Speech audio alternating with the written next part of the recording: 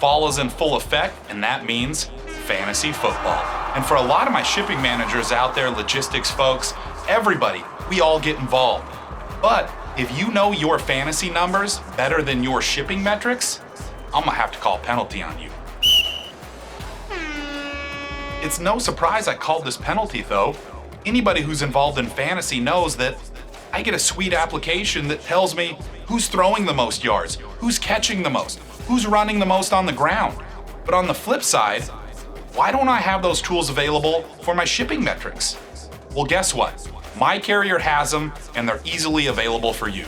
You can figure things out like average handling units, average length of haul, right? Average weight per shipment. What's my cost per hundredweight? All these are critical things that help you make better decisions when managing your business.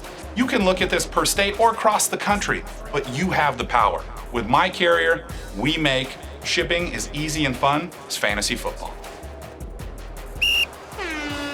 Frank, I've told you multiple times to quit handwriting bill ladings. You are working way harder than you have to.